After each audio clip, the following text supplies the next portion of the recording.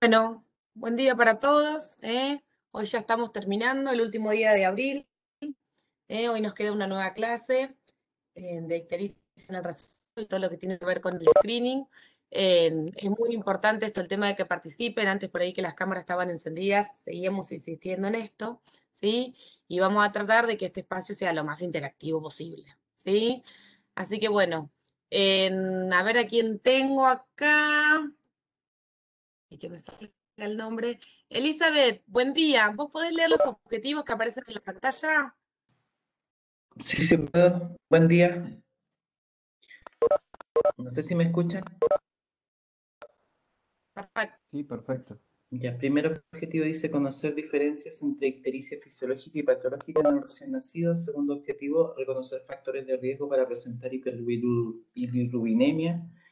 Y el tercero dice identificar el cuadro clínico de hiperbilirubinemia neonatal y qué estudios son los más apropiados para su evaluación. Bien, bien, bien. Para entender y llegar a esos objetivos, la verdad que es una ardua tarea, ¿sí? Hay que leer la bibliografía, hay que tratar de trabajar sobre los casos clínicos, introducirte en esta clase, volver a repasar un poquito más. Yo sé que hay temas que ya los han visto en parte en otras unidades, pero siempre requiere que lo vayamos de nuevo a leer, ¿sí?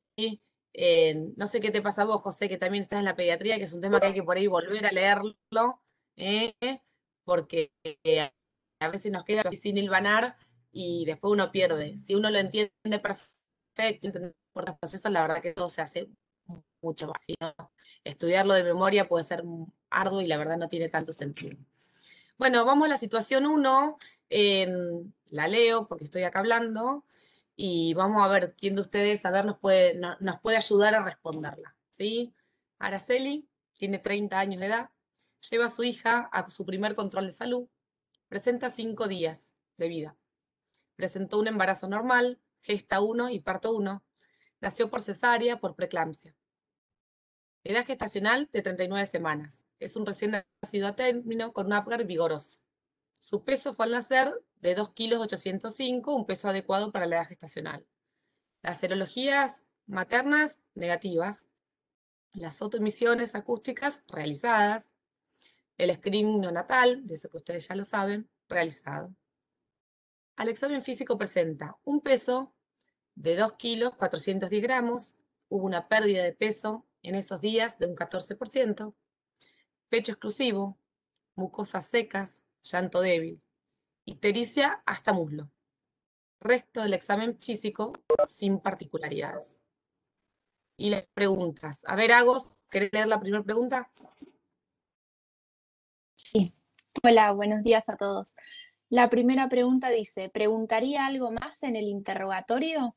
¿Qué datos le parecen relevantes del examen físico? A ver si alguno se anima a hablar o bueno, por el chat si no, y después lo vamos charlando entre todos. Yo puse Sí, que... Elizabeth. Sí, Josefina. Bueno, yo Yo puse que los estaba, datos... bueno, Ay, no. Bueno, ¿la digo o...? Dale, sí, Sí, sí, sí. Josefina, te escuchamos. Yo puse que los datos relevantes del examen físico son que se alimenta a pecho exclusivo, la pérdida de peso, las mucosas secas, el llanto débil y la ictericia. Y le preguntaría además que cuándo se empezó a poner amarillito para poder diferenciar también si de la ictericia fisiológica o si es por leche materna que empieza más tarde. Bueno, Perfecto, espectacular. Josefina. ¿Quién más? yo agregué otra cosa. Bien. Yo agregué que, aparte de lo que mencionó la compañera, se había notado que su llanto era más débil, se había notado eso, Bien, se había notado que tenía la boca seca, y le bien. preguntaría cómo está amamantando al bebé, por ejemplo, cómo está haciendo el proceso de amamantamiento, y si tiene algún otro síntoma, y en qué momento cambió, por ejemplo, que notó que cambiara el llanto. Perfecto, Elizabeth. Hay un par de cuestiones dentro de lo que es el recorte clínico que ustedes tienen, que son cuestiones que está todo bien, que marcan que está todo bien. Pero en eso de que está todo bien, también nos ayudan para nosotros para perfilar un poco las cuestiones diagnósticas. ¿Alguien las quiere nombrar? las cosas que están bien y también nos ayudan a entender un poco dónde estamos parados? O sea, lo que dice que las serologías son negativas, por ejemplo, que las automisiones se Perfecto. realizaron, que el screening no fue realizado, que la gestación está a término, que el peso del nacimiento fue normal, que es una gesta o parto, que el Apgar fue bueno, todo eso está dentro de lo normal. Lo que está normal es, por ejemplo, la pérdida de peso de más de un 10% en una semana. Eso está normal, porque se supone que debería llegar hasta un 10% por pérdida del líquido intersticial, no más allá. Eso. Perfecto. Elizabeth, ¿de dónde sos? Yo vivo en Mar del Plata. Sí, pero esa tonadita, ¿de dónde es? Ah, se refiere a dónde nací. Sí, ¿dónde naciste? Nací en Chile. Ah, qué lindo, qué lindo. ¿Y por qué te viniste, Elizabeth, si querés contarlo? Porque me vine a Argentina. Yo vivo en Argentina hace como 5 años. Ah, bien, bien. Bueno, qué lindo No, escucharte. nos vinimos para, para vivir en otro país más. Bien, bien, qué Estamos bueno. recorriendo el mundo, viviendo en diferentes países y aprovechamos de estudiar. Ah, qué bueno. Bueno, da para otra charla. Qué lindo, Elizabeth. Gracias por las respuestas. Obviamente, en el caso clínico tienen estratégicamente un montón de cuestiones que están puestas como normal porque también nos ayudan. Quiere decir, a lo que llama la atención no siempre son los déficits, lo patológico, ¿no? Sino todo el encuadre que se le da. No sé si alguien quiere decir algo más o si quiere hacer algún cierre. Sí, si querés también leo los comentarios que fueron poniendo en el chat que también están interesantes. Sí, por favor. Sí, hablaron también bueno, como ya dijeron, del inicio de la ictericia cuando había comenzado, también del grupo y factor RH, después Víctor habla acerca de la lactancia exclusiva, nada, seguramente si está con lactancia materna o por fórmula. Después Lucía también puso la cantidad de orina y la cantidad de lactancia que tiene, y Victoria también lo mismo, grupo y factor RH. Bueno, más o menos todo lo que fueron diciendo, la importancia del grupo y factor RH cuando estamos ante una ictericia, ya que también se podría tratar, no en este caso, pero bueno, pensarlo para algún otro caso, el tema de las ictericias hemolíticas, ¿no? La incompatibilidad RH, la incompatibilidad DAVO, por eso la importancia de siempre saber el factor y el grupo. El tema de cuándo empezó también con la piel amarillenta, porque no es lo mismo el que aparezca antes de las primeras 24 horas o ya después del segundo o tercer día. Ni siempre pensar importante el tema del contexto socioeconómico, evaluar riesgos tanto de la madre como del recién nacido, el estado emocional de la madre. Nada, son factores siempre también a tener en cuenta. Y en lo del examen físico creo que ya lo fueron respondiendo todo. Perfecto, perfecto. Vamos a la segunda.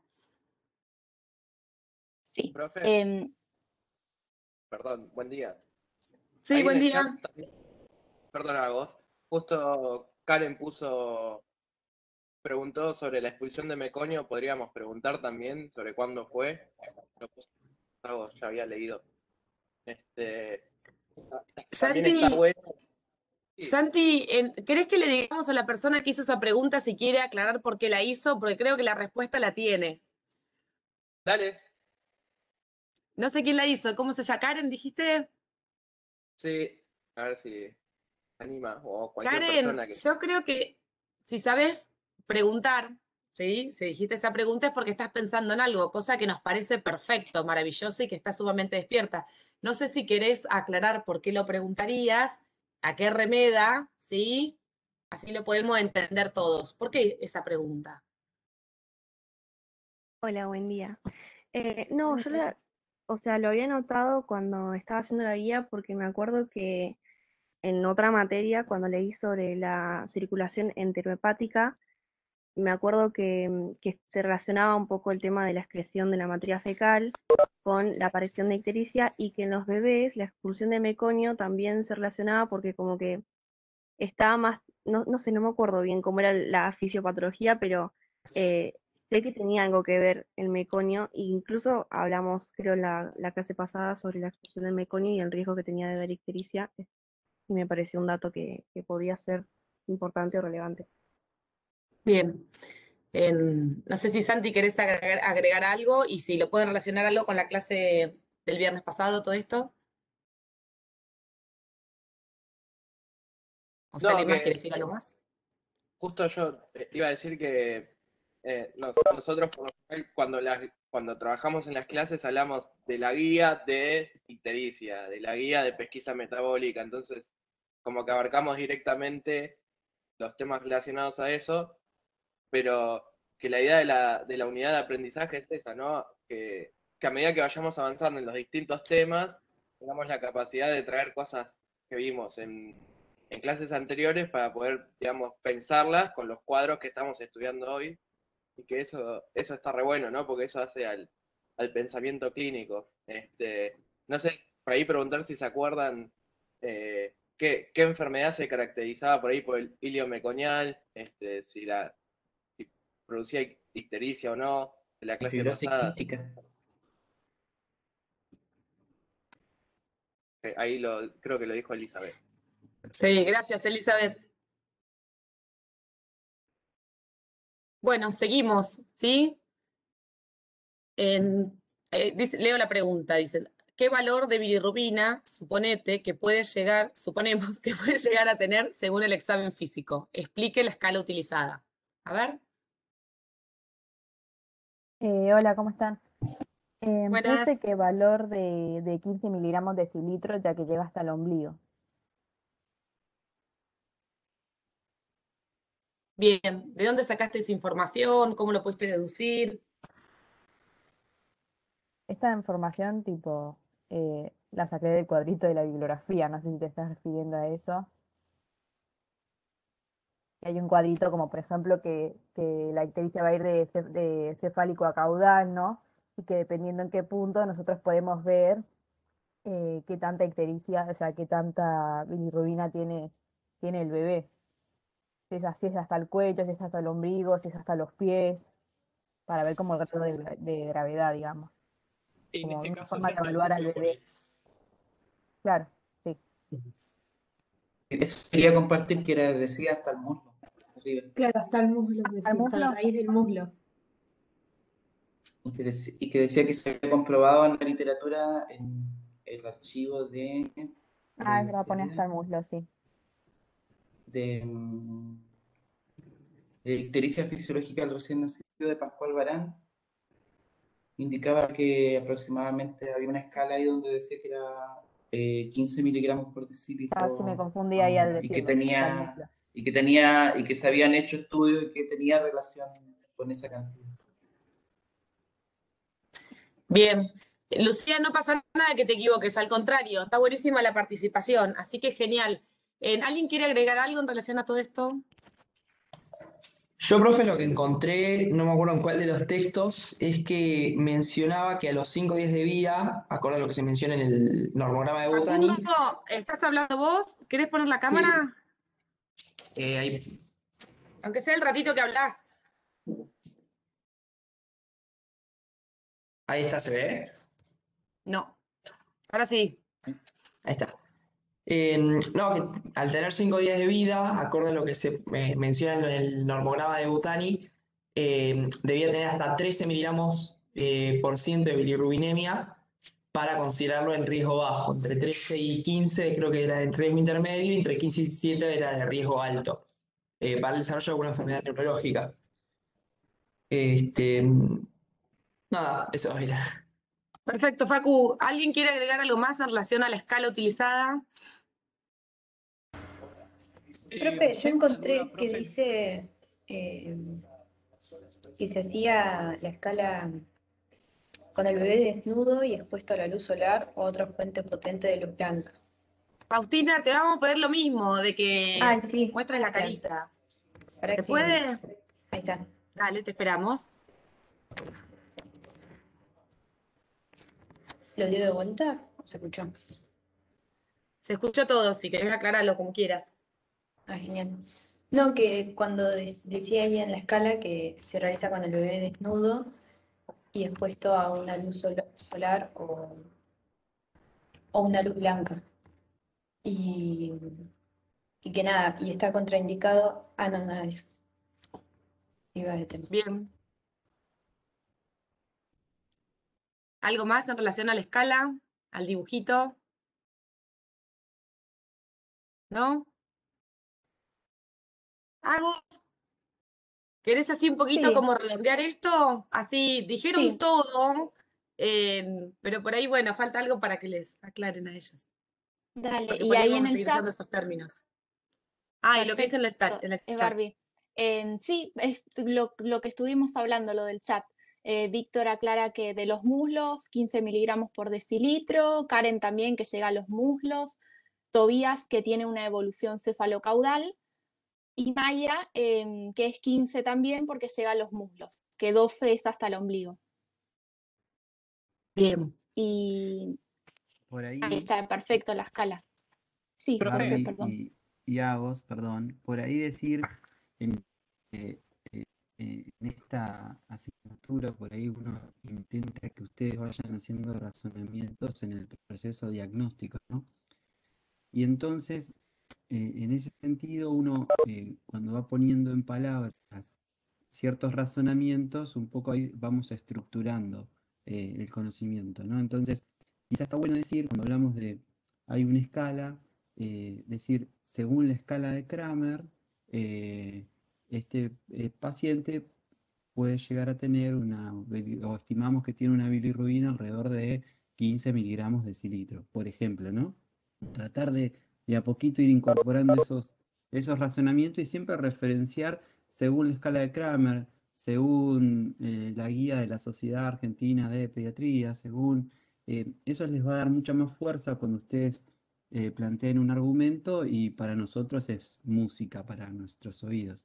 Y lo último para decir de la escala de Kramer es que puede haber o sobreestimaciones o subestimaciones de la bilirrubina total. Entonces, siempre eh, uno cuando va a tener en cuenta la escala de Kramer, también va a tener en cuenta como todo, ¿no? El contexto y ver qué paciente, qué familia tenemos adelante, ¿no? Eh, para poder tomar decisiones, porque en este caso siempre es la decisión a tomar, se escapa un poco igual a esta asignatura, es, bueno, ¿es realmente necesario pinchar este recién nacido, hacer algo tan invasivo para, para poder tomar una decisión terapéutica o lo puedo seguir controlando clínicamente?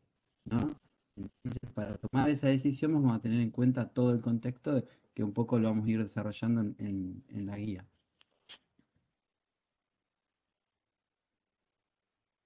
Bueno, genial, José. Bueno, y excelente las respuestas, lo que fueron compartiendo, y por ahí había que cerrar con este comentario para que las cosas queden más claras. Hay una pregunta del chat, no sé si hago la querés leer y pasamos a la otra pregunta. Sí, ¿Viste? hay dos ¿Verla? preguntas. Sí, sí, acá está. Sí, Oriana pregunta, profe, una pregunta. En la escala de percentiles, el percentil 95, ¿es 15 miligramos o 17 miligramos? Hay confusión en la bibliografía, es para tener en cuenta el límite. Está bien la pregunta. Por ahí José capaz que la tiene más clara. En la mayoría de la literatura hablan de 15. La verdad que 15 es un término que obviamente lo han puesto ahí como valor, pero bueno, como depende, generalmente más de 5, más de 15, o la meto de 5 días, como que yo creo que es un poco para facilitar, pero es verdad que en algunos textos dice 17. No sé bien cómo está en el nomograma. No, por ahí El saber, nomograma va a ir más dependiendo. allá del dato puntual, Barbie, el nomograma lo que nos permite es esto, es tomar decisiones como decíamos recién, ¿no? Si es de riesgo moderado, de riesgo alto, para ver de qué manera yo controlo ese recién nacido, en qué momento y si requiere, bueno, luminoterapia o no. A los fines de tamizaje, por ahí eso no nos va a cambiar, no nos va a cambiar tanto. Y también va a depender, como ahí pusieron el gráfico, de las horas de vida que tenga ese recién nacido. Entonces, está bien tener la idea del nomograma y de esto de zonas de riesgo, como para que lo tengan en mente, pero quizá la parte, esto es para la parte más terapéutica, la van a ver más en sana que con nosotros. No sé si me explico y si alcanza, yo para no meternos tanto. No, perfecto. Por ahí las mismas palabras que José, nosotros les mostramos el nomograma para que entiendan que según la edad de ese recién nacido, como que van cambiando ciertos valores, o que esto es, como que los valores van cambiando según dónde nos posicionemos. Creo que ese es el verdadero concepto por el cual nosotros queremos mostrarles eso, y que la verdad que determina conducta. Después el valor absoluto, si es 15 o 17, seguramente ambas respuestas estén bien. Y es verdad que a texto, la mayoría figura 15, ¿sí? Pero se ponen 17, como puede estar ahí en las curvas, no está mal. ¿Estamos? Bueno, ¿había otra pregunta o seguimos? Había una que me parece que es conceptual importante, que, profe, cuando definimos hiperbilirrubinemia, ¿estamos hablando de más de 15 miligramos de decilitro? Bueno, es por ahí una pregunta así conceptual que capaz que es importante que la puedan definir ellos. Si quieren, vamos a definiciones claras. ¿Alguien tiene ganas de definirnos para todos qué es lo que significa la palabra ictericia? ¿Qué es lo que significa la palabra hiperbilirrubinemia? ¿Sí? ¿Y de qué estamos hablando cuando hablamos la directa o la indirecta? Está en la introducción de la guía. No sé si alguien tiene ganas de contárnosla a nosotros. Profe, ¿querés que lo diga? Soy Lucía. Sí, por favor. Yo tengo que la ictericia es un concepto clínico que se basa en la coloración amarillenta de la piel y la mucosa, y la hiperbilirrubinemia es un concepto bioquímico utilizado cuando hay bilirrubina plasmática mayor a la esperada en una edad. Bien. Acá re bien Lucía, porque ella no dijo es mayor a la esperada de la edad, porque seguramente para remitirnos a alguna tabla, etcétera, ¿sí? Esperada ya hablamos de que está aumentada. Los valores habituales obviamente siempre son alrededor de 15.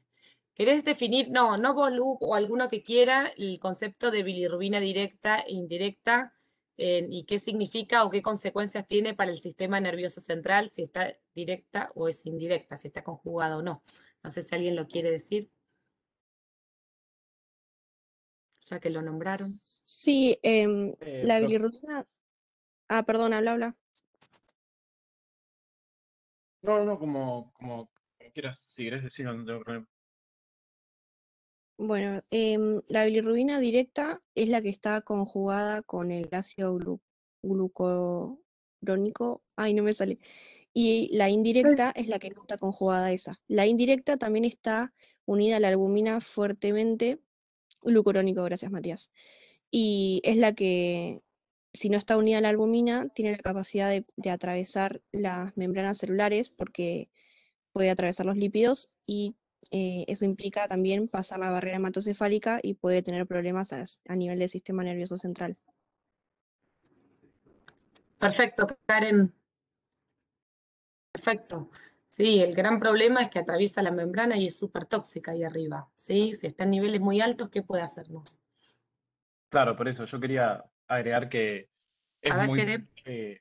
no es hidrosoluble y es lipofílica, entonces tiene una gran capacidad en su estado no conjugado de atravesar no solamente la barrera hematocefálica, sino la barrera placentaria, que es por el principal método que intrauterinamente se excreta la bilirrubina a nivel eh, intrauterino. Pero bueno, nada, después por diferentes factores, si bien uno puede tener bilirrubina ya sea fisiológica o no, bueno, en la fracción libre, que es aquella que no está unida a la albúmina, como dijo Karen, puede afectar neurológicamente y llevar a kernicterus y demás patología neurológica. Bien, sí, una Y acá, encefalopatía muy... Sí. ¿Alguien quería hablar? no, que tengo que Agrego que interfiere con la síntesis de proteínas, que altera el ADN celular y el metabolismo de la glucosa. Bien, gracias Luzmila. Leo la 3, si les parece. Es re importante. Yo que sé que son conceptos que ustedes lo saben, pero si vamos a leer esto, como definirnos bien dónde estamos parados cuando decimos ictericia, bien qué es la bilirrubina, esto el concepto se atraviesa, ¿no? Las membranas, si es hidrosoluble o liposoluble, que nos van a hacer entender. Acuérdense que la bilirrubina cuando viaja sola atraviesa la membrana, la barrera hematoencefálica, y ahí se mete bien y como que se pega, por decirlo así, a los ganglios de la base, que es lo que nos produce toda después esa sintomatología tan importante con muchos movimientos anormales. Es como sumamente grave, es infrecuente y muy grave. Después, bueno, volvemos a la pregunta 3 y a ver ya un poquito, algo ya han dicho. ¿Cuál es la aproximación diagnóstica en este caso? Profe, escucha, yo puse, no sé si está bien, pero Tobías, puse, ¿querés prender la cámara?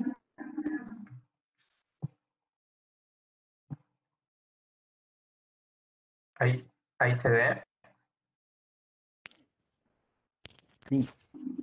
puse Gracias. de nada, ictericia fisiológica relacionada, puede ser a la baja frecuencia de la lactancia.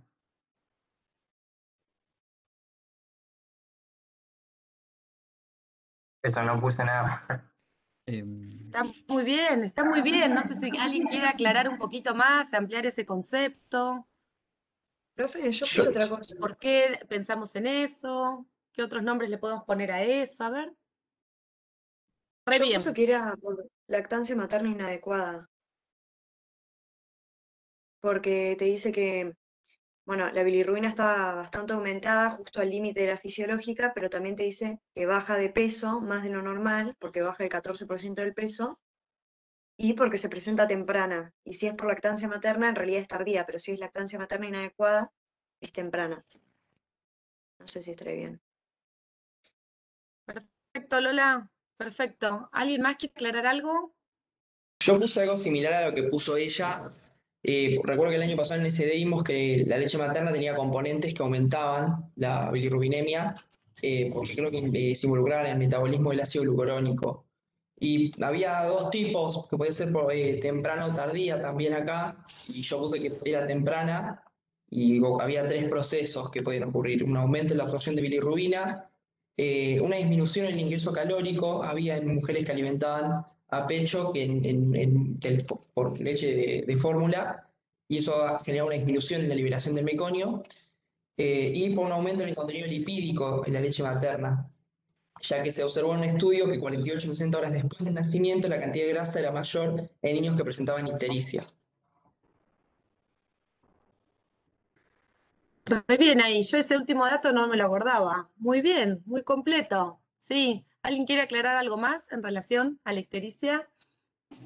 No, yo lo puse según la frecuencia, porque, perdón, porque en un fragmento, no me acuerdo de qué texto, decía que cuando se dice que aumenta el riesgo, debería aclararse que no es la alimentación al pecho exclusivo lo que aumenta el riesgo, sino la alimentación inadecuada con pecho. Si un recién nacido inicia la alimentación antes de la hora de vida y se alimenta efectivamente entre 9 y 12 veces al día, el riesgo es cero comparado con aquellos que comen menos de 2 veces el primer día, quienes tienen un riesgo 15 veces mayor. Bien. Profe, Gracias, yo con Tobías. respecto se escucha porque hay ruido en mi casa, no sé si. Sí, Maya, sí. Con lo que dijo Tobías recién, yo había puesto que como fue por cesárea, eso atrasa quizás el amamantamiento y que podría haber sido una de las causas también. Bien. Todo influye a la lactancia inadecuada. Perfecto. Barbie, ahí hay que aclarar un poquito una cosa, ¿no? Porque una cosa es ictericia por lactancia materna, que un poco es una ictericia fisiológica y que un poco por definición la ictericia fisiológica se dan recién nacidos sanos. En este caso, es una ictericia por lactancia materna inadecuada, como remarcaron. Entonces pasa a ser patológica, porque en el examen físico es un paciente que ustedes bien lo caracterizaron, que bajó de peso más de lo adecuado, tiene un llanto débil. Entonces, fisiopatológicamente es diferente una ictericia por una lactancia materna inadecuada, porque el paciente, este nene, se está deshidratando, desnutriendo, y nosotros vamos a tener que intervenir ahí, algo vamos a tener que poder acompañar ese proceso de lactancia, porque es un paciente que bajó bastante de peso. Diferente es la ictericia temprana o tardía por lactancia materna, que es un niño sano. Que hagamos o no hagamos nada, el paciente, mm, entre comillas, ¿no? Se va a curar de esa ictericia, se va a resolver sola sin ninguna intervención nuestra. ¿Me explico? Entonces, en este paciente es un dato importante que tenga un llanto débil, que haya bajado mucho de peso, para pensarlo fisiopatológicamente, ¿no? Sí, capaz que es momento de aclarar, que lo tendríamos que haber hecho antes, el concepto, ¿sí?, de lo que es la ictericia fisiológica. ¿Alguien nos podría definir qué es la ictericia fisiológica? ¿Qué es lo que ustedes saben? Porque lo han dicho, ¿sí? Cuando Está después, ahí me lo dicen. Gracias, ahí.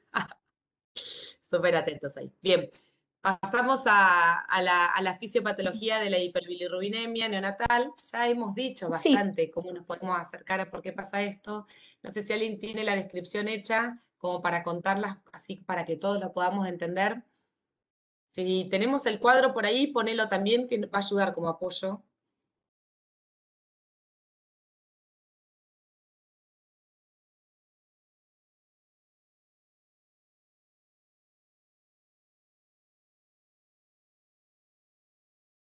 Mira qué bueno.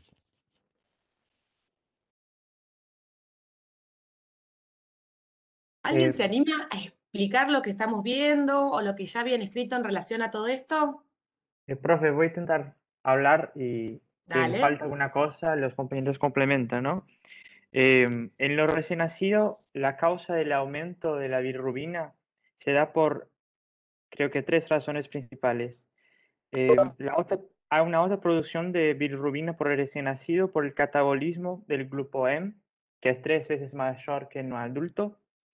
Hay una baja capacidad del hígado de hacer, porque no tiene tanta gluconiltransferasa, ¿no?, para hacer la bilirrubina directa. Y también tiene una cantidad de beta-glucoridasa intestinal, también debido a que aumenta, ¿no?, el circuito interhepático, que va a hacer una desconjugación de la bilirrubina, que va a volver a ser absorbida y va a volver al cuerpo. Y también por un tema de que no tiene flora intestinal, baja motilidad intestinal. Entonces, todo eso hace que tenga una mayor producción de bilirrubina. Esta bilirrubina que es producida tiene una mayor dificultad de ser metabolizada por el hígado a bilirrubina directa, que va a ser excretada hacia el intestino. Cuando llega al intestino hay baja motilidad, baja cantidad de flora, que va a hacer la conversión a urobilinógeno, que va a llevar a la excreta de este final, ¿no?, de la bilirrubina. Y por la baja motilidad se queda ahí más tiempo, que facilita la reabsorción. Perfecto, Víctor. Súper bien. No sé si alguien quiere agregar algo o pasamos a la otra. La verdad que fue clarísimo todos los elementos y yo creo que nombró todo. No faltó nada en relación. Por ahí no sé si dijimos que, bueno, en el recién nacido hay un estado donde hay un aumento, que es porque así se necesita de los glóbulos rojos. La verdad tienen cada uno, la velocidad de la ruptura de los glóbulos rojos está un poquito más acelerada, ¿sí? Tiene una vida media que es menor, ¿sí? Y eso predispone también a que haya esa mayor ruptura. Entonces, un estado de policitemia con más ruptura, entonces hay una más destrucción, pero porque se da así, por la inmadurez, tanto del sistema hematopoyético, que también libera formas inmaduras a la sangre, y por la inmadurez también hepática. Bien, re bien. Hay algo que él dijo que me es importante en esto. equilibrio, ¿no? Entonces, puede ser un desequilibrio en la producción o en la eliminación de bilirrubina. Por eso es tan importante saber este gráfico que nosotros vimos en SD. No sé si se acuerdan, nosotros tuvimos un trabajo y nos hicieron hacer este gráfico. Tal vez para organizarnos sería importante verlo según los lugares, ¿no? El blanco los organiza según el sistema retículo endotelial, después lo que pasa en el hígado o lo que pasa en el intestino, organizamos un poco. Pero en base a este gráfico vamos a entender todos los procesos de la bilirrubina y también las enfermedades que se producen, ¿no? Porque van a ser un defecto en alguno de estos mecanismos. Nada más, sería importante eso. Bueno, genial, genial, Elio. Seguimos con la siguiente.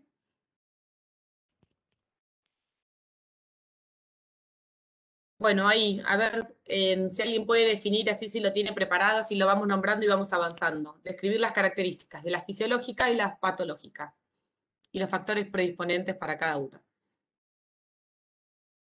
Profe, ¿querés que le diga lo de la fisiológica? Por supuesto, gracias. Bueno, la ictericia fisiológica es una situación muy frecuente que se encuentra en el 60% de los recién nacidos cuyo estado clínico es normal. La misma presenta algunas características como por ejemplo, no aparece en el primer día de vida, la bilirrubinemia no aumenta más de 5 miligramos al día y la conjugada o directa no es mayor a 2,5 miligramos por decilitro. Además, los valores de bilirrubina en el recién nacido de término no son mayores a 16 miligramos por decilitro en neonatos alimentados a pecho y 13 miligramos por decilitro en alimentados con fórmula. Por otra parte, la duración de la ictericia no es mayor a 7 a 10 días en recién nacidos a término. Y después puse, bueno, algunos mecanismos implicados en la ictericia fisiológica, pero no sé si eso lo va. Sí, decilos, porque nos va a ayudar a entender por qué nosotros definimos esto. Bien, pueden ser por aumento de la producción de bilirrubina, por menor captación hepática de bilirrubina, por disminución de la conjugación de bilirrubina y por deficiente excreción intrahepática de bilirrubina. Pero que bueno, se considera que el aumento del circuito enteropático y una menor conjugación de la bilirrubina en el hígado son los principales mecanismos involucrados en la ictericia fisiológica. Perfecto, Natalia. Profe, quiero agregar algo que me pareció importante, que siempre que estemos hablando de una fisiológica, el examen físico tiene que ser normal, que es algo que recién aclaraba el profe, porque por ejemplo se da que está entre 5 y 7 días, pero el bebé presenta síntomas de como decíamos antes, que lloraba débil o que nada, no se estaba alimentando bien, está bajando de peso, por más que, bueno, está entre 7 a 10 días, pero no está del todo bien esta situación. Y nada, yo en el punteo lo aclaraba, que siempre es un estado, el examen físico siempre tiene que ser normal. Por supuesto, perfecto. Perfecto. Sí, y si alguien quiere ampliar esto de las ictericias, por ahí un poquito el acento en la patológica, que es lo que recuerdan. Sí, igual ibas a decir algo, decilo. No, que a mí me había quedado una duda, entonces con el caso que habíamos leído, si corresponde o no fisiológica, porque si sería fisiológica, ella no tiene un examen físico de lo que se llamaría normal, pero sí está relacionado, creo yo, con el tema de la lactancia materna inadecuada. Claro. Entonces como que me quedó esa duda si como que está como en el límite, no sé. Lo que pasa es que en un primer término, para mí, que lo habíamos visto el año pasado en NCD, en primer término, tanto la hiperbilirrubinemia por lactancia materna y por lactancia inadecuada son en primer término patológicas, en primer término. Después uno, a través de, como dijo José, esto es lo que yo tenía entendido, puede variar, pero en primer término siempre se toman como patológicas. A mí me ha pasado bastante como discusión con el tema de materna, porque había una Biblia que decía que un tipo de materna por lactancia era fisiológica y otra era patológica, Pero bueno, ahora aclaró José que entonces todo lo que es inadecuado, o sea, uno tiene que intervenir, va a ser patológico. Y más Sí, recién yo también creo, por lo que dijimos, que el claro, examen Maya, yo físico creo que sí, exacto, yo creo que si repetimos el concepto este de lactancia materna inadecuada, nos resuelve un montón de cuestiones, ¿sí? Esto de que no es una lactancia materna que no está alcanzando y que requiere algún tipo de intervención. Entonces ahí podemos decir que algo que no es normal, es inadecuado, ¿está? O sea, Por ahí con son simples factores modificaciones lo concomitantes. podemos mejorar, pero es inadecuado. O sea, en realidad lo que le va a dar el carácter de patológico o no patológico a este tipo a esta presentación va a ser los factores concomitantes. Por ejemplo, Por ejemplo, en este caso la pérdida de peso mayor al 10%. Lo que también creo que tiene a ver con eso que Elizabeth está diciendo, muchas veces tenemos que mirar la ictericia como, no como una enfermedad en sí, ¿no? Pero como una expresión de un problema subyacente, ¿no?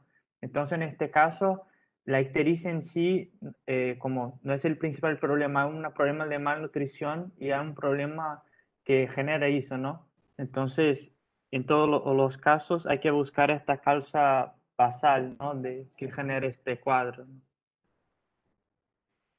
gracias. Víctor, si después podés mostrar la cara, así es más. Bueno, quedó claro más o menos porque es verdad y hay diferentes bibliografías que por ahí confunden un poco, pero si en general nos remitimos al concepto de algo inadecuado, la lactancia materna inadecuada, perdón, va a ser un poquito más simple de entender, ¿sí? Que escapa a la fisiológica. Hasta ahí podemos quedarlo un poquito como, no como el tema cerrado, porque está bueno que haya debate y todo eso, pero que nos quedemos que por ahí tengamos el consenso de decir que si es inadecuado y porque las cosas no están bien, ¿sí? Entonces ahí sí vamos a tener algún tipo de signo de sintomatología en el recién nacido o algún déficit ahí por ahí. Bueno, volvemos. Por una cuestión de tiempo, recorto un poquito. En relación a la ictericia patológica, ¿alguien quiere decir algo? ¿Sí? En relación cuándo sospechamos de una ictericia patológica y cuáles son las causas que ustedes recuerden o que hayan leído en el texto.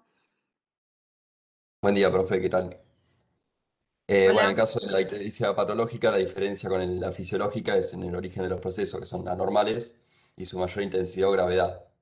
Y entre las características que tiene son que puede aparecer durante las primeras 24 horas o luego de las 72 horas de vida. En el caso de las primeras 24 horas, puedo pensar en una enfermedad hemolítica, luego de las 72 horas puedo pensar en una sepsis, por ejemplo, o también que persiste luego de los 10 días.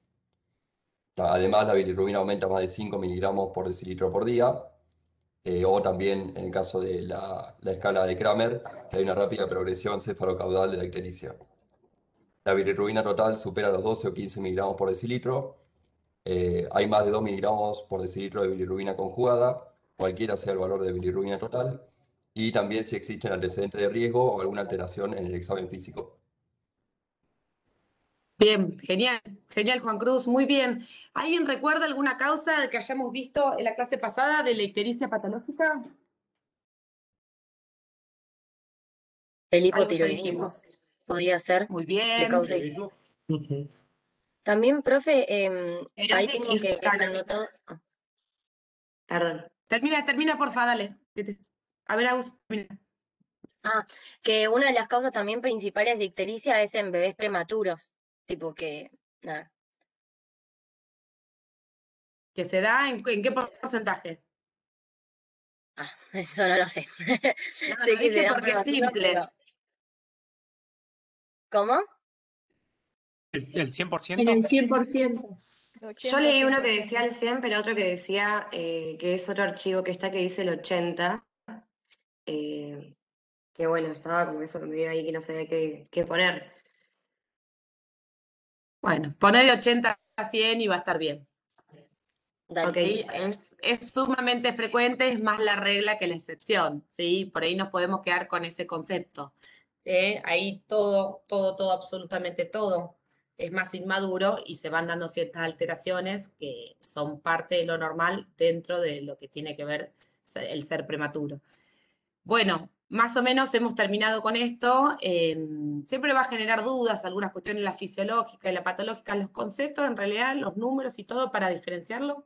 Eso sí, las bibliografías suelen ponerlo igual, de cuál es el valor por día límite para el ascenso, el límite de la bilirrubina directa, etcétera, etcétera. Pero traten de entender un poquito mejor ustedes los mecanismos para que les sea más simple, ¿sí?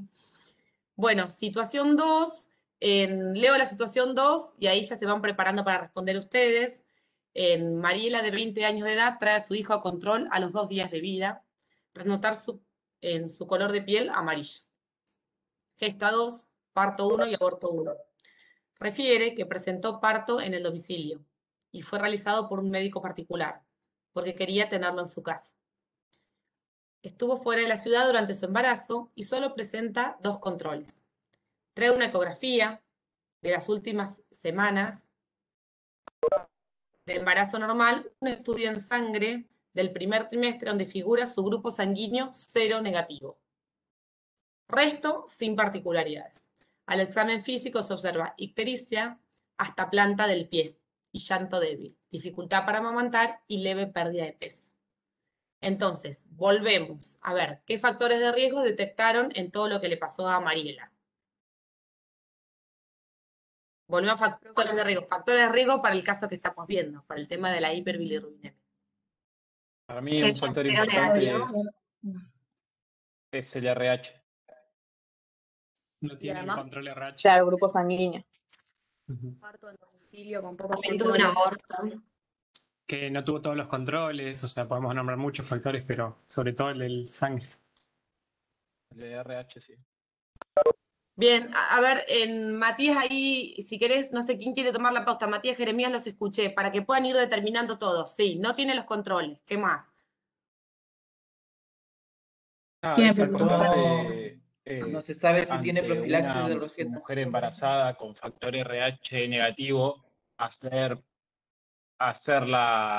el test de COMS para ver la incompatibilidad,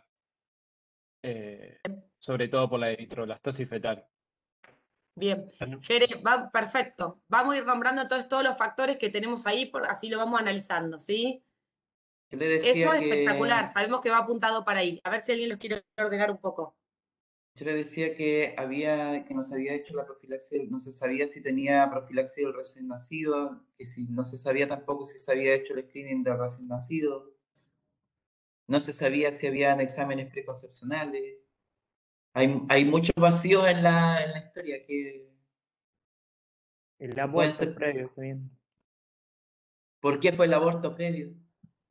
O si sabe, Bien. si no sabe. Bien. Porque Profe, decía, había un término que no conocía que aparecía como factores de riesgo en un documento le digo enseguida que protocolos diagnósticos terapéuticos de la AEP neonatología, que decía que uno de los factores de riesgo era la isoinmunización RH y la alimentación al pecho inadecuada por la deshidratación. ¿Y qué es lo que no entendías de ahí? ¿La isoinmunización RH? La isoinmunización RH. Justamente me quedo dando vuelta por el tema de si la madre era O negativo, y nosotros suponemos que O negativo es un dador universal, y el niño puede ser positivo o negativo, ¿por qué era el fenómeno por qué pasaba este fenómeno? No pude comprender bien el fenómeno de la isoinmunización. Bueno, eso hay que entender el proceso de lo que tiene que ver toda la cuestión de lo que va dirigido este caso clínico, ¿sí? Que tiene que ver a todo lo que tiene que ver con la hemólisis del recién nacido y entender un poquito vamos de a poco con eso, porque el caso va a que nosotros podamos definirnos. Tenemos a Mariela, ¿sí? Que ya ha tenido 2 gestas, un parto y un aborto, ¿sí? Y que ahora nos cuenta que su grupo sanguíneo es 0 negativo y vemos que hay una ictericia que es bastante interesante en ese recién nacido, nos tiene que pensar en muchas cosas. Muchas ya las dijeron ustedes, ¿sí? Los factores de riesgo ya los han nombrado. Si quieren, vamos a la segunda pregunta. Porque el caso creo que está para trabajar un poco por todo lo que nombró Elizabeth, ¿sí? Entonces, así un poco lo responden ustedes. ¿Qué es lo primero que piensan que puede estar pasando? ¿Sí? Ya Hola, lo nombraron, pero igual. ¿se me escucha? Sí. No manda la cámara, profe, por eso no la pongo. Te perdonamos, por esta vez te Sí. perdonamos, Fausto. Después te queremos ver. Bueno, dale. Yo lo que puse acá, bueno, ya un poco lo nombró Jere, y es la eritroblastosis fetal, y puse que la presencia de una incompatibilidad ABO entre el feto RH positivo y la madre RH negativa tiene un efecto protector al disminuir la posibilidad de sensibilización en la madre. En esta situación, el feto grupo A o B RH positivo y madre O RH negativa, la probabilidad de aloinmunización materna es de alrededor del 2%, mientras que si el feto y la madre son compatibles, por ejemplo, ambos del mismo grupo, la probabilidad aumenta más del 15%. Este efecto protector ocurre solo en la sensibilización primaria, pero no si la madre ya estaba sensibilizada previamente, que en realidad no lo sabemos porque como tuvo un embarazo previo, capaz que ya estaba sensibilizada. La intensibilidad de la sensibilización materna se relaciona con el volumen de sangre fetal que recibe. Cuanto mayor cantidad de sangre fetal recibe, mayor será la cantidad de antígenos RH que produce. La enfermedad en el feto se produce por el pasaje a través de la placenta de los anticuerpos maternos IgG que agreden al antígeno D del sistema RH situado en la membrana de los eritrocitos fetales. La escasa sensibilización materna inicial ya mencionada explica por qué habitualmente el primer hijo de una madre RH negativa no está afectado o solo presenta una ictericia leve, y a medida que la madre tiene más hijos RH positivos, la enfermedad en el feto y en los recién nacidos es más grave porque la sensibilización materna aumenta por el mayor pasaje de sangre fetal. Fausto, excelente. Elizabeth, y para el resto, ¿quedó más o menos respondida la duda? Yo sigo con la misma inquietud porque eso que leyó Fausto yo también lo leí, ¿Cuál es la duda entonces? pero lo que pasa es que habla de diferentes grupos sanguíneos y el niño y la madre son del mismo grupo, ambos o no. Pero y ahora imagínate que ahora en la el mismo madre, grupo pensás solamente en el factor RH. ahora me voy a ir al factor RECE. ¿Tiene anti-D? No tiene anti-D. La madre es O negativo. Por lo tanto, el niño no tiene anticuerpos, o sea, no tendría que reaccionar al grupo O negativo. Porque el grupo O negativo El que reacciona es la madre contra el... Ahora la pregunta es, Elizabeth, ¿por pará, qué porque, se Elizabeth, pará produce- porque, Elizabeth, mirá, Eli, para que sea más interactivo, en las dudas y todo eso y estos comentarios, ya sé que la tenés clara, ya lo sabemos, pero me gustaría que alguno de los alumnos que haya querido intervenir recién que aclare algo. A ver, Para mí está ¿qué en pueden el que, decir frente a esto? para mí está en que la madre, o sea, primero que no aclara con quién fue el hijo anterior, si es el mismo padre. Si es el mismo padre, probablemente el hijo anterior también haya tenido distinto grupo sanguíneo a la madre en el factor RH, y ahí por ahí la madre ya quedó sensibilizada, y al ya haber quedado sensibilizada en el segundo hijo, la madre reaccionaría distinto y por eso ataca el grupo sanguíneo de la madre, reconoce como algo patógeno la formación del bebé, y por eso al haber una incompatibilidad en los factores RH, no en el grupo sanguíneo ABO, sino en el factor RH, y ser distinto, va a pasar los antígenos por la placenta hacia el segundo embarazo, porque el primero puede llegar a no tener nada, pero en el segundo va aumentando la cantidad de problemas, o sea, el riesgo. Entonces, como es el segundo hijo y por ahí la madre ya tenía los antígenos, pasaron por la placenta y afectan al feto y se da la enfermedad. Eso es lo que yo pienso y lo que yo había entendido y lo que lo relaciono con ARP. Elizabeth creo que dijo recién cuando estaba explicando, dio vuelta a la situación, hablaba, ¿no? Que la madre era cero negativo porque como que el feto era el que generaba algo contra la madre, y es al revés la situación, o sea, es la madre contra el feto. Claro. Que eso es principalmente, que quizás de esa forma lo podés entender, lo que dijo Fausto recién, que se sensibilizó quizás con el primer embarazo, que terminó en un aborto, y ahora con este segundo ella ya tenía los antígenos, entonces atacó directamente, por así decirlo, a este feto. de esta forma, porque es cero negativo contra el bebé que era A o B positivo. O AB, no me acuerdo cuál era.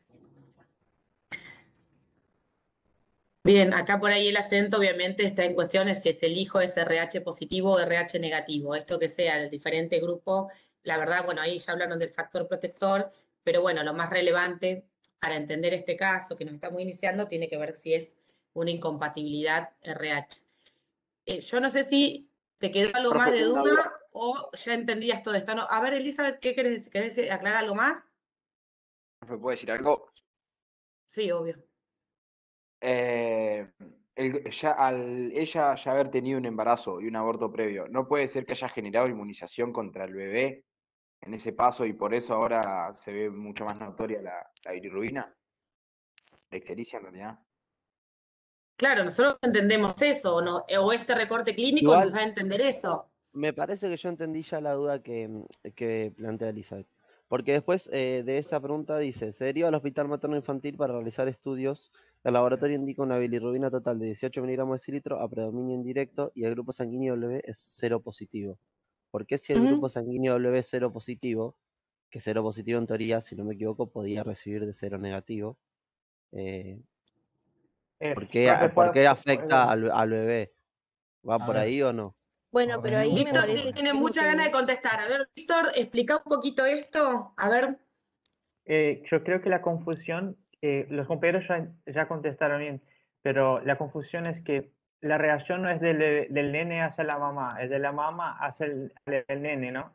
Entonces la mamá tiene un RH negativo y el bebé tiene RH positivo, o sea, la mamá está reagiendo contra ese RH positivo, que significa que lo tenés el antígeno, ¿no? Entonces se reacciona hasta eso. Por eso que ocurrió.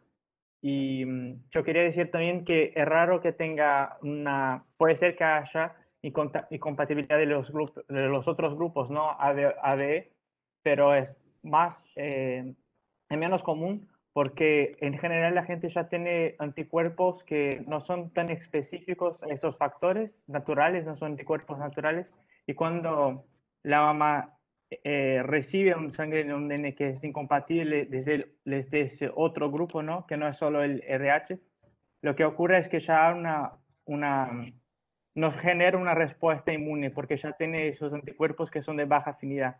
De otro lado, los RH sí generan una gran respuesta porque la mamá no tiene anticuerpos naturales, por lo que genera una nueva producción de sensibilización y cada vez que se queda expuesta, más afinada va a tener esos anticuerpos contrarios al factor RH que la mamá va a generar. Entonces, tiene un nene que tiene un factor RH positivo, los anticuerpos de la mamá van a cruzar la barrera de la placenta y van a ingresar a la circulación sanguínea del hijo y va a tener una eritroblastosis fetal, ¿no? Como Jeremías había dicho.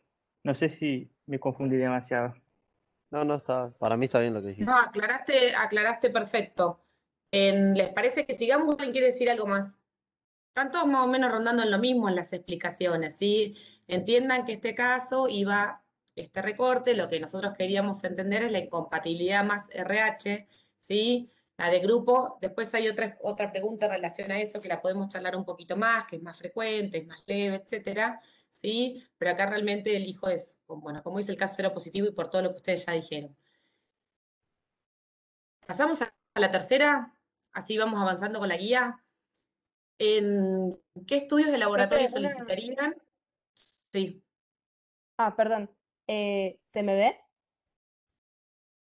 Yo no te veo, pero por ahí porque tengo a poquitos en la lista. Me parece que... A ver ahí.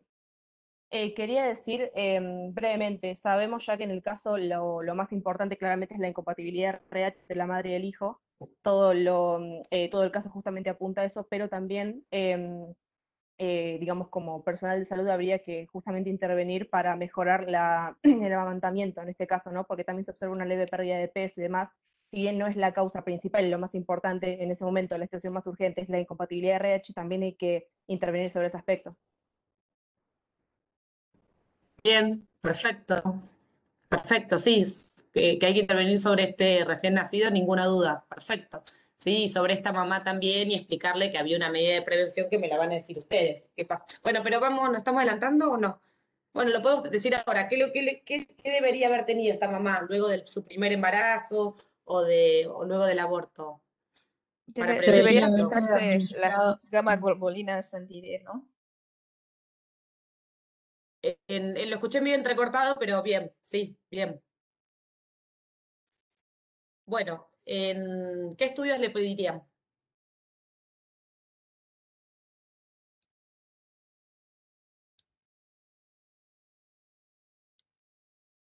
Bien, Tobías, ahí puso prueba de Coombs. Eso es fundamental, la prueba de Coombs. ¿A quién se le pedimos la prueba de Coombs? ¿Directa a la mamá, directa al chico? ¿Cómo es eso de la prueba de Coombs? Maya, si querés hablar, no sé, ahí vi un chat muy largo que no llegué a leerlo, ¿lo puedes compartir para todos?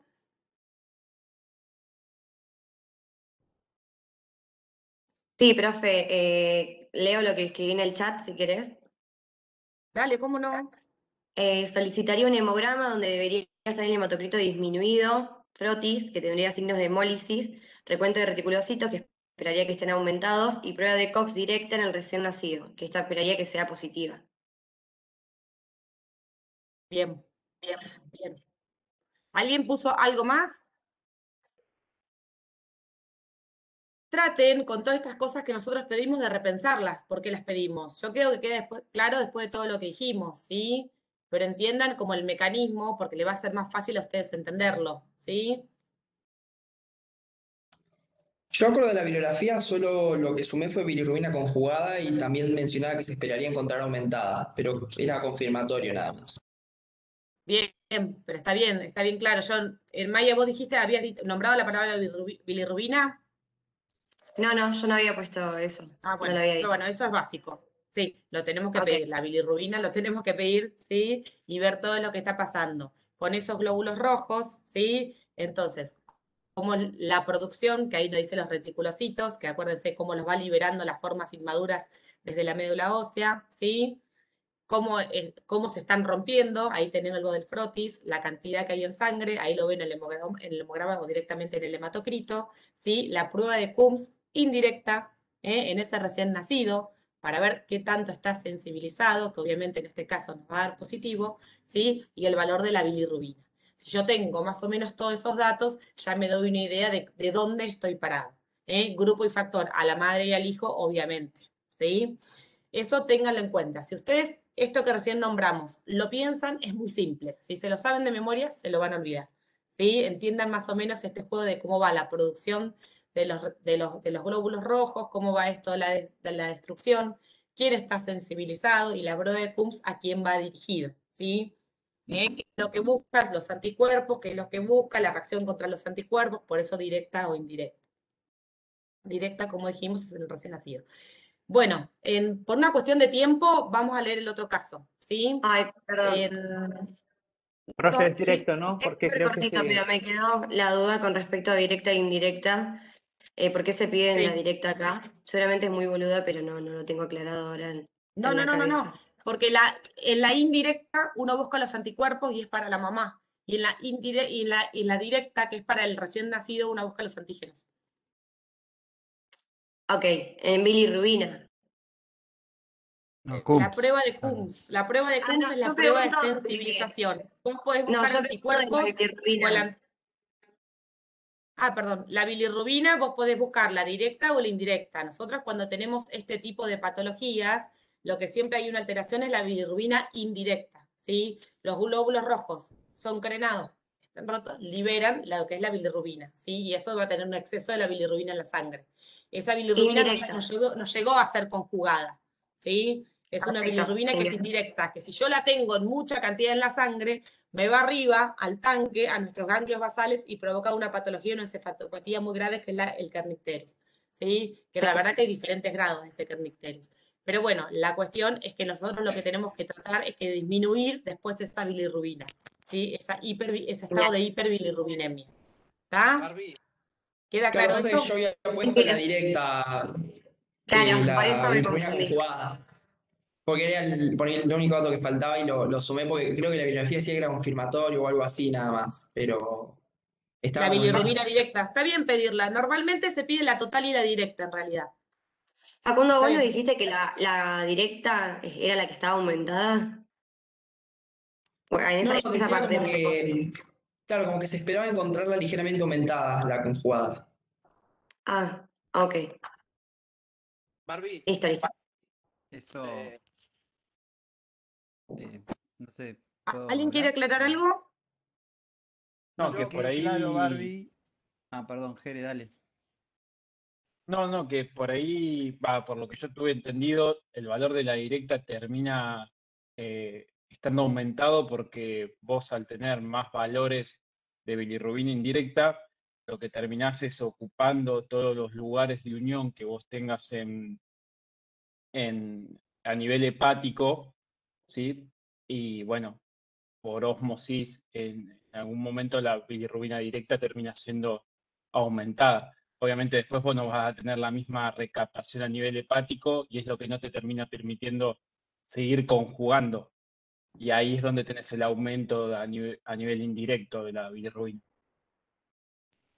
Barbie, para que quede claro, cuando nosotros estamos hablando en este caso de enfermedad hemolítica por incompatibilidad RH, la que está aumentada es la bilirrubina no conjugada, ¿sí?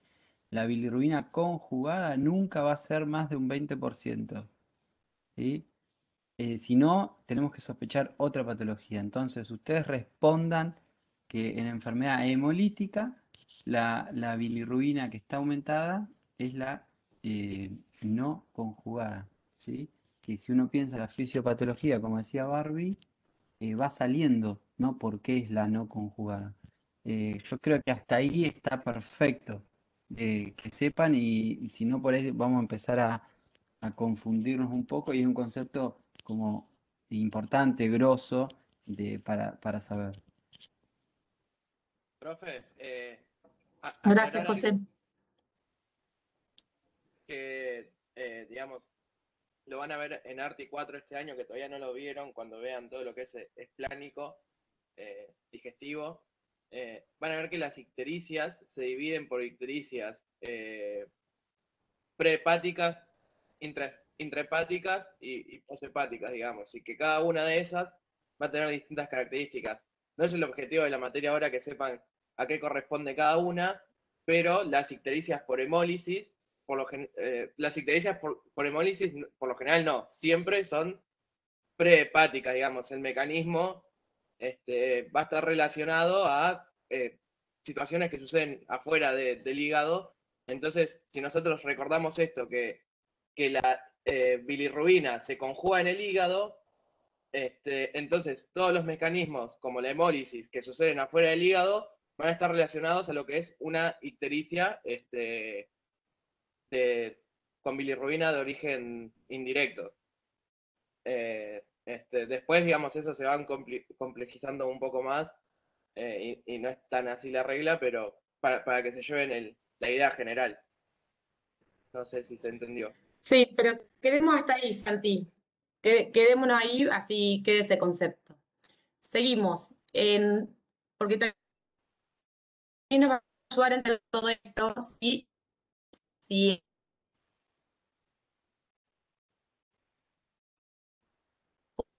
podemos entender No se entendió, lo que profe, se está cortando. sí. Profe, se le trabó todo y no se escuchó No se nada. escuchó nada. Bueno, retomo yo. Ahora me escuchan, se me fue la señal, disculpen. Ahí sí. Ahí sí, Barbie. Ahí Si sí. querés retomo. Sí. Está perfecto. No, para que expliquen lo que es la enfermedad hemolítica, por grupo hago para que puedan entender un poco también lo que quedó medio perdido del principio cuando leímos el recorte clínico. A ver si alguien lo quiere explicar Esto es más y o que menos. Hola, entienden por profe, este buen tipo día. de incompatibilidad. Buen día. ¿Se me escucha? Sí, perfecto. Ah, nada, es básicamente sensibilización que se produce cuando la madre tiene grupo 0 y responde a los antígenos A o B del bebé, y esto se produce básicamente cuando la sangre del feto llega a la madre y ella tiene, bueno, el anti-A y anti-B y responde contra el feto. Esto puede producir una hemólisis leve, pero también se puede hacer una hemólisis intensa y producir peor.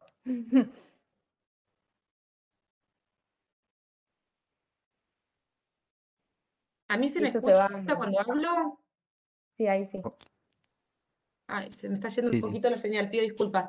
Está muy bien en relación a esto, porque es diferente. El mecanismo es que se crean los anticuerpos, pero la verdad que el tipo de hemólisis es mucho más leve y generalmente hay una ictericia leve, ¿sí? Y no suele tener mucha mayor trascendencia. Y también tener el concepto que esta es muy... Ahí se le cortó a Barbie. La Ahí, retomo. ¿A mí me escuchan? Sí. Sí, pero Profe. Sí, profe. Bueno, no, para mí tener en cuenta en incompatibilidad hago dos cosas, chicos. Primero, que es la más frecuente, ¿no? Segundo, es que en general son leves, ¿sí? Por ahí requieren luminoterapia, pero no es tan importante clínicamente como el RH. Y segundo, que como bien explicó Víctor, creo, hoy temprano, al ser anticuerpos, tener anticuerpos naturales, por ahí no requiere necesariamente una sensibilización previa, ¿sí? Em, entonces, con esos tres conceptos en incompatibilidad hago, creo que está bien, ¿no? Eh, Después, a la hora de confirmar el diagnóstico, si es por incompatibilidad ABO, bueno, obviamente vamos a tener el grupo y factor, algún indicio de hemólisis, ¿no? De laboratorio, por ejemplo, el frotis o los reticulocitos elevados o la anemia. eh, ¿Y la CUMS cómo está en este caso?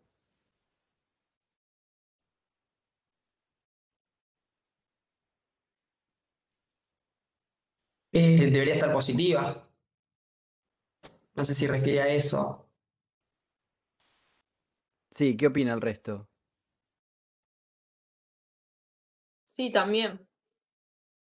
Vos podés tener una CUMS negativa y tener y una hemólisis por incompatibilidad ABO, por ejemplo.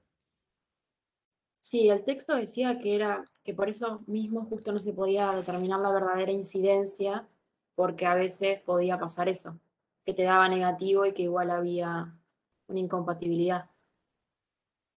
Perfecto, está buenísimo ese razonamiento. Referenciarse siempre a la bibliografía es como que le suma, ¿sí? Así que está bueno. Y si vos, no sé quién habló, ¿Natalia? No. Sí. Natalia, y si vos necesitarías saber sí o sí el diagnóstico etiológico de este cuadro, decís, no, pero yo quiero saber si es incompatibilidad ABO o es otra causa. ¿Cómo tendrías alguna herramienta para hacerlo? ¿O a alguien se le ocurre? No sé, yo lo que tengo anotado que lo de la prueba de Coombs no puede ser tenida en cuenta para el diagnóstico. Bien, eso es un dato porque vos podés tener CUMS negativa y tener una hemólisis por incompatibilidad ABO. Pero por ahí el texto nombraba que hay una forma ¿Puede ser de con los medir. anticuerpos? Perfecto. ¿Qué tipo de anticuerpos? Anti-A o anti-B, a la madre como el recién nacido. Tengo eso Excelente. acá. Maya, eso lo dice el texto y por ahí eso, más los signos de laboratorio, los resultados de laboratorio que indican hemólisis, más los dos factores diferentes, más la incompatibilidad, un poco nos cerraría el diagnóstico de incompatibilidad ABO. No sé qué te parece, Barbie, y si querés avancemos. Sí, avancemos. Escuché un pedacito de las respuestas, pero esto da mucho para pensar, así que genial. ¿Sí? Bien, yo creo que que me parece que quedó bastante claro lo de la incompatibilidad ABO y está bueno, se nota que han leído y que ojalá este encuentro les sirva como para afianzar, ¿no? Los conocimientos, pero también releer La bibliografía, para mí el texto del italiano es insuperable, como que ahí está todo bien, Está buenísimo. bien redondito, bien claro. Si hoy pueden releer rápidamente, o aunque sea las dudas que estuvieron planteando, se les va a fijar mucho de todo esto que fue surgiendo. Genial. Seguimos con situación 3, ya estaría, ¿no? José, pasamos a la 4. Porque vimos, hablamos un poco de incompatibilidad nada más. La situación 3 era un choice. No, tiene un no choice leímos la cerrado. situación. Y hacemos No. estos choice, ¿sí? Ay, no hicimos recreo, pero yo creo que ya estamos como medio cerrando, así que podemos ir para adelante. Situación 3 dice, a ver qué respondemos entre todos, ahí a la cámara y a gritar un poco y nos peleamos un poco con estas preguntas. Usted recibe en su consultorio a un niño recién nacido con ictericia de origen hemolítico. Ahí nos viene y nos dice, tengo una ictericia de origen hemolítico. La madre, pásame el 3. La 3 no la leyeron, ¿no? No, ¿Me no. pasan a la 3? No, se La leo corrió yo si más querés. arriba. Que está Agus con eso. Bien. Ahí la leo. Usted recibe en Dale, su sí, consultorio a un niño No se recién ve. nacido con ictericia de origen hemolítico. La madre no se realizó controles durante el embarazo. Refiere un embarazo previo. La prueba de Coombs en el recién nacido fue positiva. La madre es A negativo, mientras que el bebé es 0 positivo. Su primer hijo no cursó con ictericia. ¿Cuál es la causa más probable de la ictericia? Incompatibilidad ABO, hipotiroidismo congénito, incompatibilidad RH, rubiola, esferocitosis hereditaria. Yo puse incompatibilidad de RH, Sí, yo también. Yo puse igual. porque lo pensé del lado Incompatibilidad, de que la ¿verdad? madre está atacando al bebé. Bien, perfecto. ¿Se me ¿Y qué escucha? datos te apoyan? Y si yo tengo una madre con RH negativo y el bebé es positivo, la madre, al tener un RH negativo, está atacando al bebé que, bueno, que es positivo. Valga la redundancia, ¿no? Aparte no sería una incompatibilidad de ABO porque la madre es A y el nene es O. Y O es un donante universal. Además te dice que la prueba de Coombs en el recién nacido fue positiva, así que ahí ya por temas de estudio o de tamizaje te lo está dando, te lo está confirmando. Porque la prueba ABO es menos sensible cuando es incompatibilidad ABO, ¿no? Claro, es lo que charlábamos recién. Casi la mitad puede ser negativa. ¿Mm? Pero ahí no hay Bien. incompatibilidad, ¿no? ABO. No, vieron que el texto dice que es raro, pero puede llegar a pasar, es rarísimo que sea con una madre A y el nene 0. Yo estoy de acuerdo, pienso en incompatibilidad de RH porque tiene un montón de cosas para pensar en eso. Primero tiene enfermedad hemolítica, al menos desde la narración, que un poco te lo dice, el chiste que hizo Barbie de que llega diciendo que tiene una anemia hemolítica, ¿no? O una ictericia de origen hemolítico. Y con la incompatibilidad RH que está, porque eso está en el texto también, y que tuvo un embarazo previo, suma muchos puntos, ¿no? Es un poquito lo que fuimos charlando, me parece que está suficientemente claro. De todas formas, siempre piensen esto, chicos. Obviamente que la situación clínica que nosotros damos orienta a pensar en algo, y el choice a veces es un poco taxativo, pero siempre son sospechas, ¿no? Uno puede tener una incompatibilidad de RH y tener una ictericia por otras causas también. Entonces uno siempre va a ir ser esa hipótesis que se plantea, y esto es un poco pensar en el proceso diagnóstico, la va a ir chequeando con la clínica, con los nuevos laboratorios que va a pedir y etcétera, ¿sí? Barbie, ¿estás? Bien. No, lo único que quería decir, José, por ahí que en este caso da por ahí porque la incompatibilidad ABO realmente es más frecuente, sí, pero la mayoría de las veces pasa más desapercibida, ¿sí? La incompatibilidad RH es menos frecuente, pero cuando está, la sintomatología es más evidente, son ictericias patológicas. Bueno, podemos pasar a la siguiente. Ahí a la situación 4, yo igual la tengo por acá. ¿La leo? Situación vale. 4. Durante un control prenatal, una madre refiere haber estado leyendo sobre encefalopatía bilirrubínica. Se encuentra muy preocupada por la posibilidad de que su hijo desarrolle kernicterus si lo alimenta a pecho, ya que leyó que los niños alimentados a pecho presentan mayores niveles de bilirrubina. ¿Cuál de los siguientes estados se asocia a un mayor riesgo de desarrollar encefalopatía bilirrubínica? Y ahí leo. 1. Hiperbilirrubinemia en las primeras 24 horas de vida. Otra, niveles elevados de bilirrubina de la conjugada, ¿sí? De la que es directa. 3. Niveles elevados de bilirrubina no conjugada, de la que es indirecta, ¿sí? Y la 4, duración de la hiperbilirrubinemia. Y no te aclara bien de cuál, ¿sí? Pero la duración en el tiempo.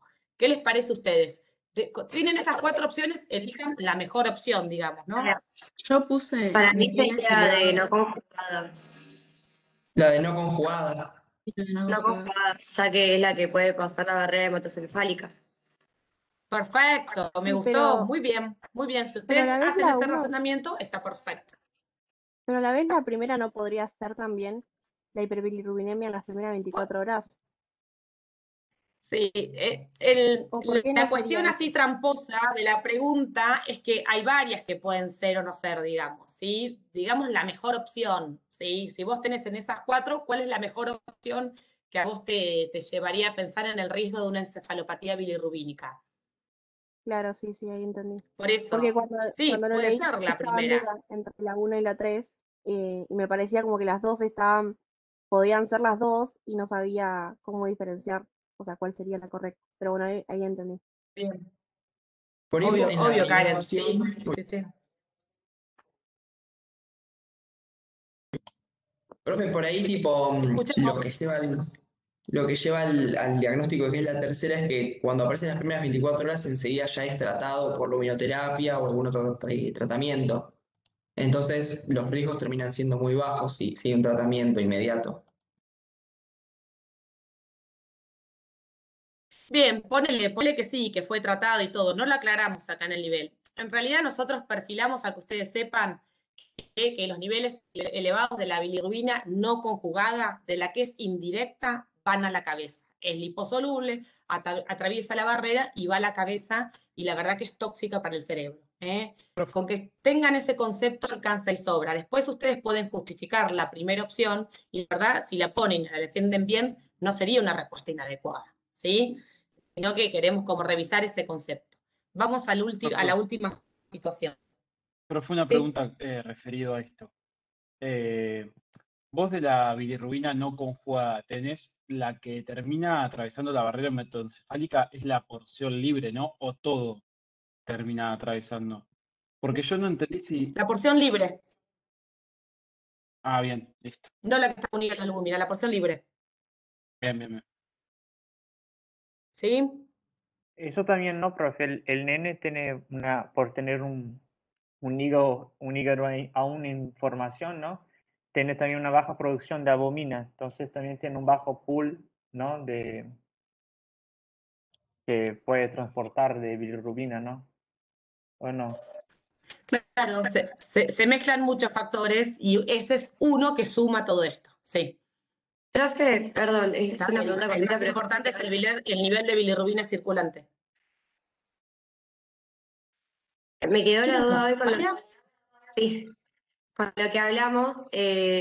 Puede ser que es respecto recién a lo que dijo Víctor también. Que cuando la bilirrubina no está conjugada, puede ser a su vez, por ejemplo, en el caso de una hemólisis, pongamos que es en el caso que puede ser RH, que se está produciendo mucha bilirrubina y es porque se queda, podemos decir, baja la cantidad de albumina, entonces por eso también aumenta el riesgo. Al haber más bilirrubina junta, no queda tanta albumina y puede pasar la barrera hematoencefálica. Sí, tiene que ver con eso, sí, que hay mucha que no está unida a proteínas y es la que pasa. Bien. ¿Ah? Bueno, sigo, leemos la situación 5. La leo. O Maya, lee la voz que estás ahí. Lee la situación 5. La situación y las preguntas. Dale. Bueno, dice, la prevención de la encefalopatía bilirrubínica o kernicterus es uno de los objetivos de un adecuado diagnóstico y tratamiento de la hiperbilirrubinemia.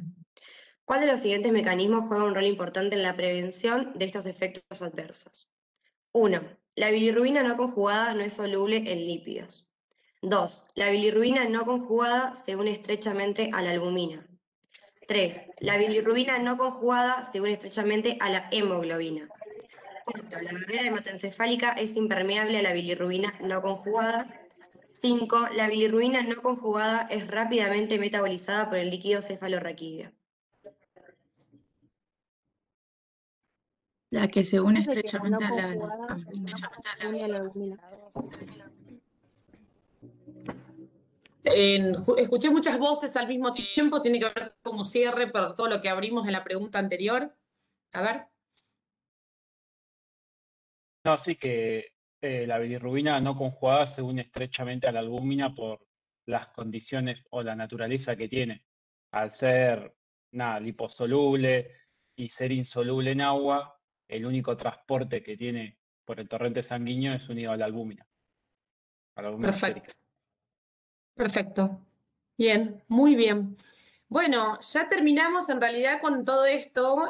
Solo que queda como sumamente importante por ahí los consejos de José en releer un poco la bibliografía, se pueden detener si es en el día de hoy.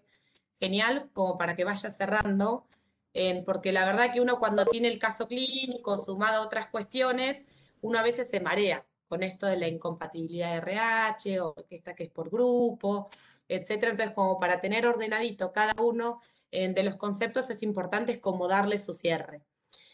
Obviamente, esta guía como que tiende como a poner el acento en las cuestiones más importantes, y nosotros en el transcurso de esta unidad algunas veces ponemos el acento en la fisiopatología y hay veces que no ponemos tanto el acento, como no pusimos el acento en el déficit de biotinidasa, porque hoy no nos importa eso. Pero justo en esta clase, para entender qué laboratorios pido y poder interpretar cuestiones en el recién nacido, es importante entender la fisiopatología. Ahí sí tenemos que volver un poquito a las bases, repasar lo que ustedes vieron años anteriores para que este tema lo puedan entender. Si queda bien comprendido en su totalidad y sin nada ahí dando vueltas, ya está, consolidan bien la información y pueden interpretar los exámenes complementarios. No sé si hay alguna pregunta.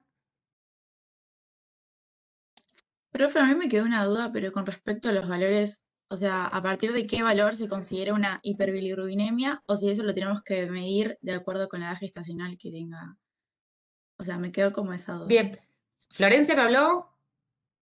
Sí. Flor, vos lees la introducción, que ahí está bien clarita. Ahí en la introducción, ahí te explore bien el concepto de lo que es la hiperbi, ¿sí? Que es un concepto que es por ahí muy rudo, pero ahí te lo digo. Pero te dice nada color más 5, cuando el ¿sí? valor es... Ese valor ya para nosotros es un punto de corte. Pero Claro, es que solo ahí en la introducción te dice cuando los valores de bilirrubina están aumentados, como que no te especifica. Por eso preguntaba. no, pero podemos entenderlo porque no lo especifica. Porque bueno, porque tiene que ver un poquito también con la edad gestacional y dónde estamos parados. Estoy justo escuchando muy entrecortado. No sé si me escuchan a mí. ¿Alguna otra pregunta?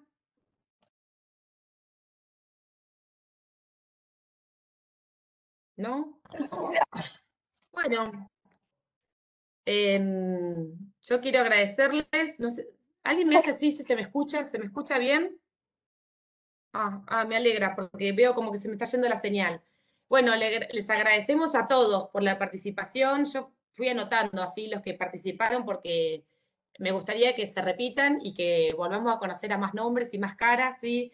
Gracias a Maya, a Faustina, a Lucía, a otra Lucía, a Eli, Víctor, Josefina, Jeremías, Lola, Tobías, Víctor, Juan Cruz, Jeremías, Agustina, Miranda, Fausto. Muchas gracias a todos por participar, porque vieron que la clase la hicieron ustedes. Nosotros ya casi no decimos nada, porque la interpretación y en las cuestiones y en el debate mismo es donde ustedes van consolidando la información verdadera, la tienen re claro ahí en el texto este del italiano, está como sumamente pedagógica para que lo puedan entender. Así que bueno, gracias por la participación. Si alguien tiene algún comentario, lo puede hacer ahora, en estos minutos, y si no, nos vemos en el próximo encuentro.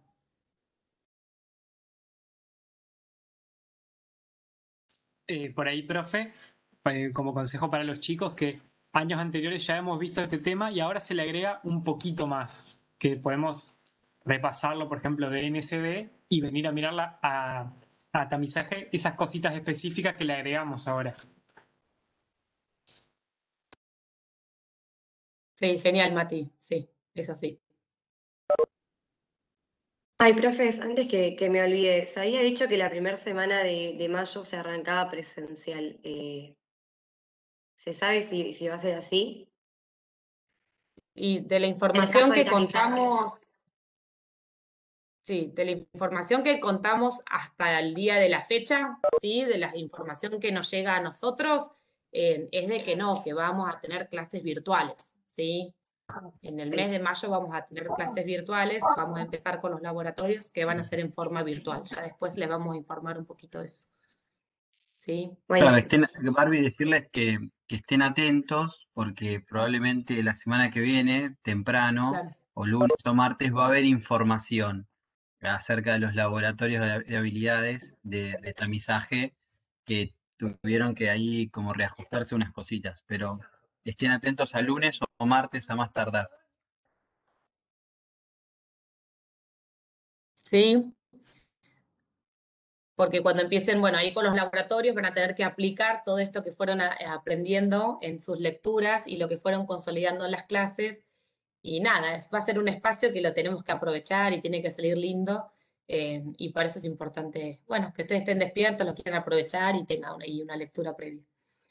Bueno, gente, si no quedan más dudas o lo que sea, los dejamos descansar. Tengan un lindo fin de semana, cuídense mucho, mucho, porque vienen difíciles algunas semanas y a veces no da tiempo para compartir la clase. En este caso sí, nada, si en algún momento en el intermedio de la clase, por más que estemos hablando de algo importante, ustedes quieren intervenir con otra cosa, o decir cómo están, o contar alguna experiencia, todo vale, ¿sí? Por más de que sea virtual, queremos que parte de nuestro calor les llegue. Así que ese es mi mensaje. Gracias, profe. Gracias. Ustedes, chicos. Gracias. Gracias. Chao, profe.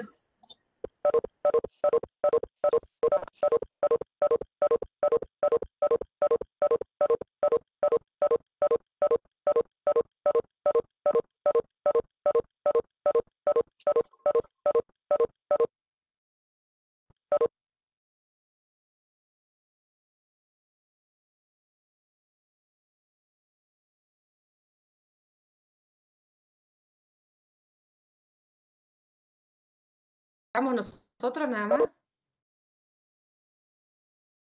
No, quedan. Bautista, si estás ahí, ¿querés ir cerrando? Se durmió, a ver si lo podemos sacar. Y es muy temprano. José, para que Es pare la temprano. grabación. Te reentendemos, Bautista. A todos nos ha pasado. No pasa nada.